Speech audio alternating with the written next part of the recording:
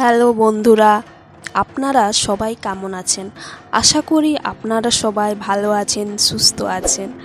আমার নিকু চালক ইউটিউব চ্যানেলে আপনাদেরকে আর একবার স্বাগত জানাচ্ছি। চলুন আমার আজকের ভিডিও শুরু করা যাক।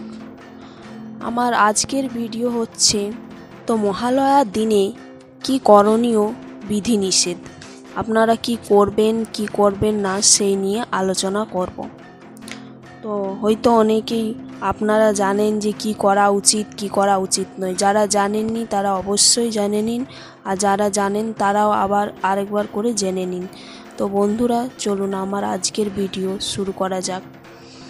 মহালয়ার দিনে করণীয় বিধিনিষেধ। সনাতন ধর্ম অনুসারে এই দিনে প্রয়াত আত্মাদের মর্তে পাঠিয়ে দেওয়া হয়। প্রয়াত আত্মার যে সমাবেশ হয় তাহাকে মহালয় বলা হয়। মহালয় থেকেই মহালয়া। পিতৃপক্ষের অর্থাৎ অমাবস্যা শেষ দিন এটি, এবং দেবীপক্ষের পূর্ণিমার সূচনা হয়। পুরাণ মতে সূর্যের উত্তরায়ণ হচ্ছে দেবতাদের দিন।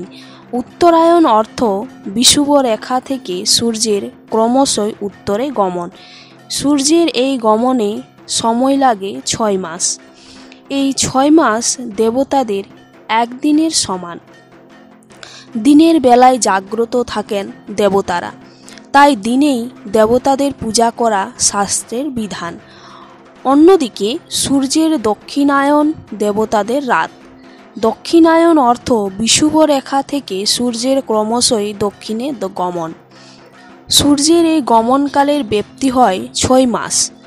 দক্ষিণায়নের 6 মাস দেবতাদের এক রাতের সমান। স্বাভাবিকভাবে এই সময় দেবতারা ঘুমান, সেই কারণে রাতে পূজার বিধান নেই শাস্ত্রে। শরৎকালে দক্ষিণায়নের সময়, দেবতাদের রাত্রিকাল, তাই শরৎকাল পূজা অর্চনার উপযুক্ত কাল নয়, অকাল। অকালে দেবতার পূজা করতে হলে তাকে জাগরিত করতে হয়। জাগরণের এই প্রক্রিয়াটি হলই বোধন। মহালয়া দিনটি কি শুভ দিন না অশুভ জেনে নিই। শাস্ত্রমতে এই দিনে কি করা উচিত নয় এবং কি করা উচিত। ভুলেও মহালয়ার দিনে যে কাজগুলি করবেন না। 1 নম্বর, বাড়িতে শুভ মাঙ্গলিক কোনো কাজ করবেন না। 2 নম্বর হচ্ছে যে নতুন গাড়ি বাড়ি ক্রয় করবেন না। 3 নম্বর, চুল দাড়ি নখ কাটবেন না।